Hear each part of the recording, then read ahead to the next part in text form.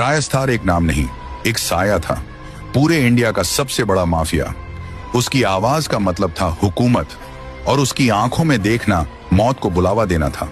वो जो कहता वही कानून बन जाता। रेस्टार जब अपनी गाड़ी में निकलता तो ऐसा लगता जैसे कोई तूफान शहर को चीरता निकल गया हो।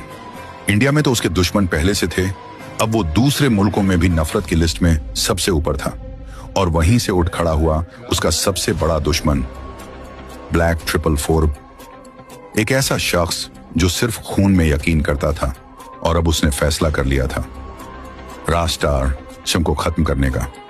ब्लैक 444 अपनी फौज तैयार कर रहा था। देश विदेश के बड़े बड़े डॉन उसकी गैंग में शामिल हो रहे थे, लेकिन रास्टार नर को हर हरकत की खबर थी। वो कोई आम माफिया नहीं था, वो तो आग से खेलता था। उसने अपने सबसे खास आदमी से कहा, जाओ बारूद ले आओ, बंदूकें भर लो, जंग अब दूर नहीं। इस बार जो लड़ेगा वो या तो जिंदा रहेगा या फिर लेजेंड बन के मरेगा। वो खास आदमी निकला, 3 भारी भरकम जिप गाड़ियों में हथियारों की बारिश लेकर लौटा। दूसरी तरफ ब्लैक 444 भी इंडिया की जमीन पर उतर चुका था। सड़कों पे सन्नाटा था, पर दिलों में आंधी। फिर आया वो दिन, वो एनब्रिज दरनैन, जहां फैसला होना था। रायस्टार अपने साथियों के साथ पहुंचा। सामने पहले से खड़े थे ब्लैक 444 के गुंडे, और फिर जंग छिड़ गई। गोलियों की बौछार, बारूद का तूफान, हर तरफ धुआं था, चीखें, आग, और सिर्फ एक नाम, रेस्टार।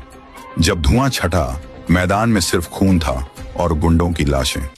रेस्टार आगे बढ़ा, लेकिन तभी सामने खड़ा था ब्लैक 444 अपनी पूरी फौज के साथ। रेस्टार ने आंखें तरेरी, लेकिन तभी फिर से धुआं छा गया, और जब वो धुआं हटा तो रेस्टार की आंखों के सामने एक ऐसा मंजर था जिसने उसके सीने को छलनी कर दिया।